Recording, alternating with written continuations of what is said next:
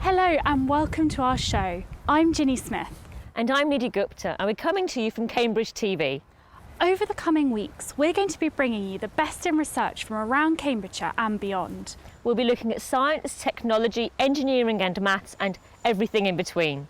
If you'd like to get in touch with a comment or a question, you can send us an email, find us on our website, or message us through Facebook or Twitter. Now, coming up on today's show, we'll be discussing breast cancer. I'll be talking to oncologist and clinician at the Institute of Cancer Research, Dr. Uzma Asghar, and Anne Cox, who underwent treatment for breast cancer and is now a trustee at the Cambridge Cancer Help Centre. We'll also be hearing from Dr. Andrew Holding about his research into oestrogen receptors. And Dr. James Hadfield will discuss genomics, how sequencing DNA will help in attempts to eradicate the disease in future. Welcome, Anne and Uzma. Hello. Hello. So obviously when you're diagnosed with cancer, that's sort of the first step, isn't it, really? So Can you sort of run me through the diagnostic process, Uzma, from a kind of clinician oncologist point of view? Sure. So in terms of the diagnostic process, there's three main stages.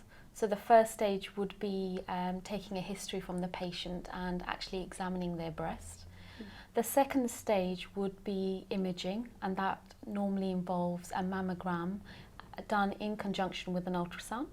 And the third step would be actually, if the scans suggested there were some abnormalities, to do some biopsies. And what was your experience like, Anne, being diagnosed with breast cancer? It followed exactly that particular pattern. I had previously not had, from choice, mammograms, so it was first time that I'd had mammogram, followed by an ultrasound and then a biopsy. It is obviously a period of real anxiety. And you both mentioned the mammogram, so let's just demystify this a little bit. What is a mammogram, Uzma, and how are these, the X-rays used to detect breast cancer? So a mammogram is, as you said, using X-ray energy, and it's taking pictures of the breast at different angles using X-rays. And what we're looking for is changes in the breast. So you're looking for either any breast tumours or masses, or breast thickening, or the other term we refer to is microcalcification. And if you were to have a look at that image, it would look like white shadows. And just how important is early diagnosis in treating breast cancer? It's probably the most important thing that we can do. If we can diagnose women with breast cancer at an early stage, then the chances of us treating them and offering them the possibility of a cure, they're much greater. Was that your experience, Anne? Because obviously you've come through and are now at the other end, and thankfully you're still with us. Yes. So were you diagnosed early? I was diagnosed fairly early. I self-diagnosed basically, and maybe had an inkling a little while before I actually made the decision to go to my doctor.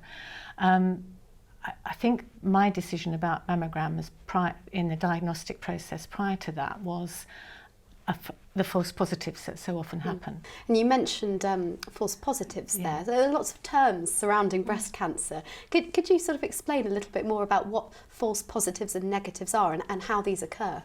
Sure. So in this context, what we're talking about is screening using mammography. And a false positive would be where a change on the mammogram is detected, and at that point it is felt that it's a suspicious change. And then as a result, that person has to undergo further testing, which might be a repeat mammogram or a biopsy. And actually, if we were to trace our steps back, those changes were actually never cancerous in the first place. So the screening process, the aim of the screening process is to screen a large number of patients to try to detect those few patients that actually have breast cancer, and this is one of the disadvantages that the screening process holds. And of course, there are obviously different types of cancer as well. Yes. Some more serious than others, and we talk about malignant and benign cancers. So can you explain the difference between those two and what the prognosis is for these conditions? Sure. So a benign tumour is where you have a growth of normal cells found in the breast. These cells are not invading into the local breast tissue and not causing destruction and shouldn't affect the prognosis of that individual. A malignant tumour is what we would refer to as cancer. These cells are abnormal. They exhibit uncontrolled growth. They're invading into the local tissue, causing destruction, and there's a very good chance that they will spread to other parts of the body and result in metastases. And picking up on, you know, what you said earlier about it being a time of real anxiety, what sort of support did you get during that period, Anne, from the NHS? I think that the time that you're going through your diagnosis and your treatment is it can't be faulted. You are very well cared for. I think it's the time at the end where you feel as if you're sort of pushed out and the lifeboat has gone off without you in a way. That this is the most difficult time, and when you really need quite a bit of support, because you do have a real sense of isolation and concern about the future. The NHS can't really deal with terribly well. They're dealing so much with the actual prognosis and the treatment, the surgery and the treatment, follow-up treatment. Absolutely. So is that something that you then offer at the Cambridge Cancer Support Centre? I think there are a number of charities who help with that. We try to help people with peer support, because actually peer support is shown to be very helpful. There's nothing quite like having someone else who has gone through the same process or similar to understanding what you're feeling, and you feel much more able to talk to people about that. Very difficult sometimes to talk to your family or your friends, because you don't actually want to worry them too much. Can you sort of run me through, Uzma, what the various surgeries are depending on the level of cancer and how far it's spread? So in regards to surgery, there are two main categories that we refer to. One is breast conserving surgery, where the patient's offered a lumpectomy, where we try to remove the tumour, the cancer itself, and an area of normal tissue surrounding the tumour. And then if the tumour is considered to be large, and we felt that actually this patient cannot have breast conserving surgery, then that patient would be offered a mastectomy. Sure. So depending on the size of the tumour, depends on how serious the surgery is to a certain extent then? Yes, it's one of the main driving factors in making that decision. Sure. And obviously, it's an individual case basis. You have to discuss this with the patient.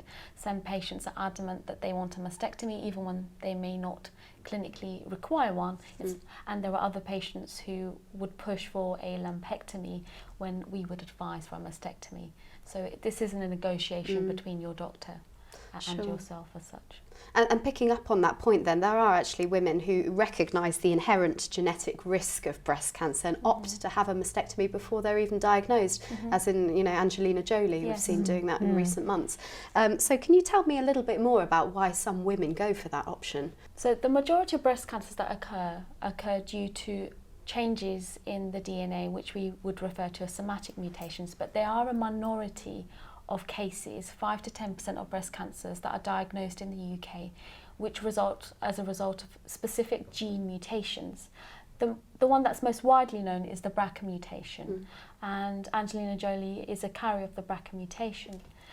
And this mutation is very important because it, although it doesn't cause the cancer directly, the protein which results from this gene is involved in DNA repair.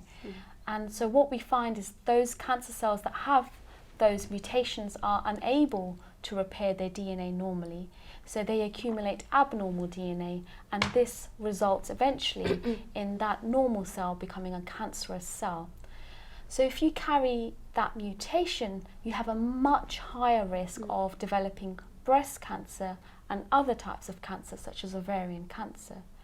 And as our knowledge about the genetics of breast cancer is increasing, we now recognise that some patients, and this is a small minority of patients, may benefit from having, for example, bilateral mastectomies, where both their breasts are removed in trying to avoid the onset of breast cancer. But these patients also would be counselled and would be offered the possibility of having their ovaries removed as well. So it's a very complex decision. It's a multidisciplinary team decision as such. It involves lots of people. The most important person is the patient. It would be your treating doctor, your clinician, the geneticist, family members. So it's quite a complex decision to make. So looking to the future now for the treatment of breast cancer, what sort of new drugs are we seeing emerging, Uzma, and where do you think it's leading in the future? So I think we're currently in a very exciting time. In terms of new drugs, there are several classes of drugs coming through. So they are, for example, conjugated antibodies, which are combinations of chemotherapy and antibody, and the aim of those class of drugs is to target the cancer and cause minimal toxicity. Then there are targeted drug therapies which, for example, target the cell cycle, and these are showing great promise in clinical trial setting. And then there's also a large focus at the moment on immunotherapy and immune-based targeted drugs, which are showing great promise in other tumour types. And obviously we need to do further research in breast cancer to see if they may hold promise there. Absolutely, and that will be the focus, of course, for the collaboration which I referred to earlier between Cancer Research UK and the branch of AstraZeneca MedImmune. Do you think that's a promising venture? What are your thoughts on that? I think it's incredibly exciting. I think there's lots of potential there. I think immunotherapy, we're beginning to understand more about how our immune system deals with cancer cells. We have some promising drugs which have shown great promise in melanoma and renal cell carcinoma. And if we can understand more about the antigens in which our bodies produce as a result of the cancer, and sequence them and target them, then we could potentially have a very strong case to treat patients in a more targeted fashion, and maybe even offer greater chances of cure than we currently can now. Well, Anne Cox and Dr. Uzma Azgar, thank you ever so much for joining me, and I wish you all the very best with your continued work. We'll now be hearing from Dr. Andrew Holding and Dr. James Hadfield.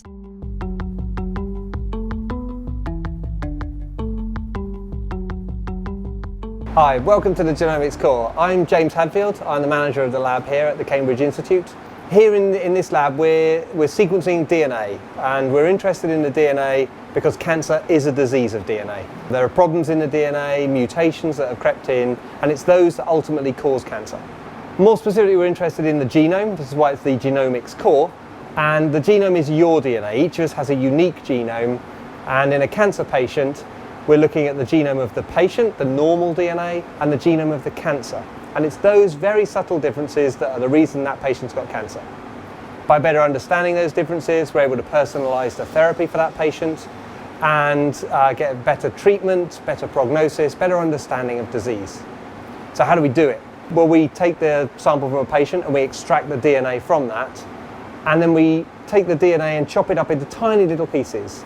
There are about 6 billion letters of DNA in your genome, and we need to get those into fragments that are about 200 or 300 letters bases in length. We take those onto a DNA sequencing flow cell, and this is a chip, two bits of glass sandwiched together, and we wash the DNA through the surface of this chip, and then we put it into this machine, and what we can see on the screen here, the spots that are appearing, are individual spots of DNA that are being sequenced in a run. And what we were doing on these machines is we're not sequencing one piece of DNA at a time, we're sequencing 1 billion pieces of DNA in one go. So each spot that you see coming up is an individual fragment of DNA. These machines, the technology developed here in Cambridge at the Department of Chemistry. The company Illumina took those on 7 or 8 years ago and have developed the phenomenal machines that we have today, and really have changed the landscape of how we do biology. And what we're able to do now is sequence the DNA from a cancer patient in as little as 3 days for as little as $1,000. And that's really improving our understanding of cancer. Ultimately, what we'd like to do is take the knowledge that we get from the research going on here at the Cambridge Institute and to pass that out into the hospital to ultimately treat patients. And at $1,000 a patient or £1,000 per patient, and with the vast volumes of data we generate, that actually becomes quite difficult. So rather than sequencing on these large machines, we have smaller sequences in the lab that run slightly different chips. And with these now, we're able to sequence just a small amount of the genome, a few genes that are very important in breast cancer or in lung cancer or in prostate cancer, and sequence those for an individual patient at a cost that the NHS can afford, and perhaps in as little as 24 hours. And the hope there is we develop tests that can be used on cancer patients as they're being treated by an oncologist in the clinic. And some very exciting research going on in the building over the last couple of years has allowed us to move away from just sequencing the tumour after a patient's had a tumour removed or had a biopsy done, to looking in their blood sample and doing what's being termed a liquid biopsy. And we look in the blood for specific mutations that are happening in cancer quite frequently, in lung or in prostate or in breast and other cancers. And we can sequence the blood sample from the patient and very quickly get an understanding as to what type of disease they may have. And that can be done again very quickly, very cost effectively. And the aim really now is to use that to monitor the patient's journey. So as a patient has been treated, had surgery, hopefully they're cured. They may need additional chemotherapy, radiotherapy. And rather than just monitoring that patient with ultrasound, CT and other imaging methods, hopefully in the future we'll be doing a blood test that will say that person's cancer has not come back. Or it has, and we know exactly what type of treatment to give that patient. And that's really what we're aiming for, personalised therapy of cancer.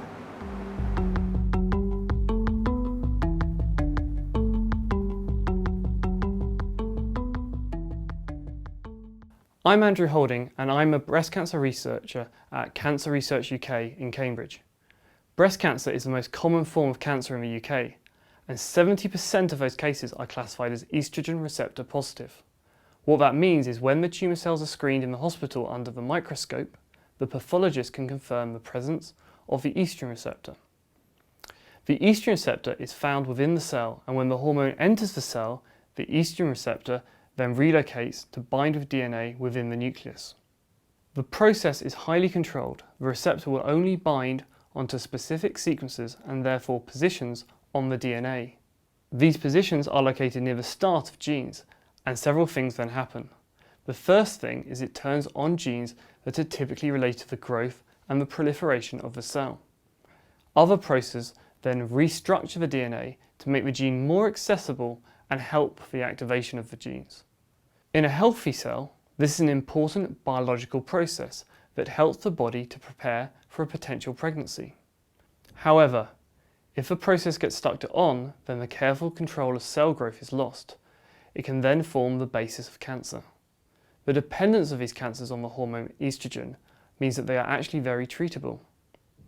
Drugs like tamoxifen target the receptor and stop that signal that drives the growth of the tumour.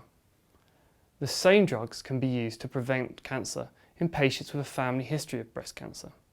Sadly, however, the tumour in some patients' body can evolve in response to the drug treatment, and these patients become resistant to this kind of therapy. So there is still much to understand, such as why only some patients become resistant to therapy, and the identification of potential new treatments is thus very important.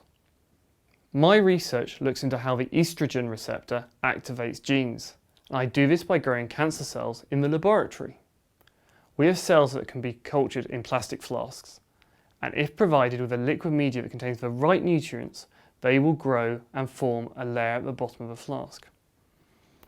In my experiments, once I have grown the cells, I then wash away the growth medium and replace it with a similar medium, but one that is depleted from the hormone estrogen.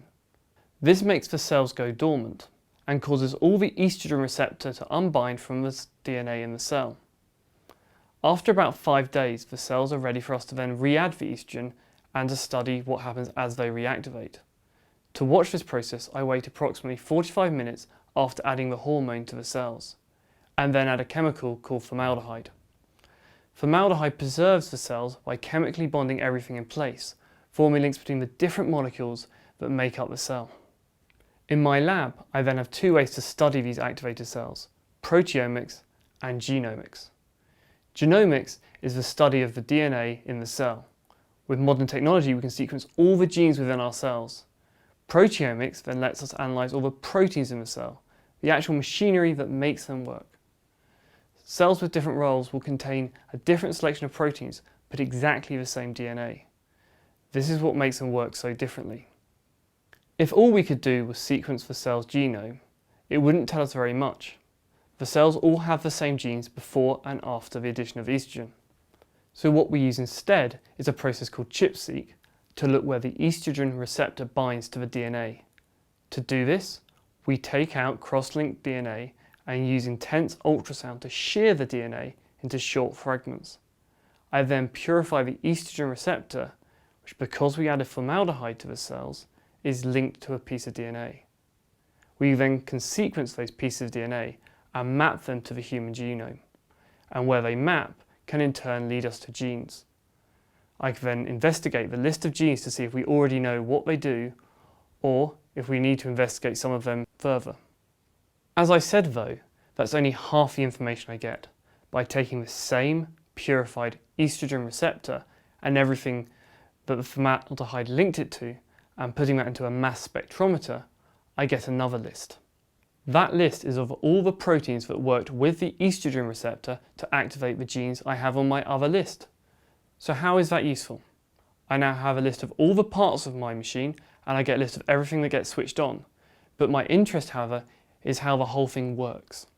If we imagine the cancer cell as a car, what I have at this point is the parts list, the proteomics, and what happens when I switch it on, the ChIP-seq data. However, if I hand you all the parts to a car and told you what the car does, most of us would struggle to work out what each part does. So instead, what we do is remove each part one by one and see what happens. So in a car, I could remove the steering wheel, and if I did, I'd pretty quickly work out that I can't steer without it. Then I could try putting it back in and see if it works again. In the cell, we use a similar process. We use a technology called CRISPR to delete the protein we identified from our proteomic studies from the cell's own part list, and then we check what happens when we add estrogen. By doing this step by step, we can slowly build an idea of how the whole system works and what bit controls what. If we continue with the car analogy, we might find that removing the brake cables, pads and pedals all have the same effect, so we can assume all those parts form part of the same mechanism. If we remove the fuel tank, fuel lines or spark plugs, the car then won't start, so we know that's another mechanism. We can do the same thing with our work in the lab, and our hope is that one of those mechanisms is the one we need to beat cancer.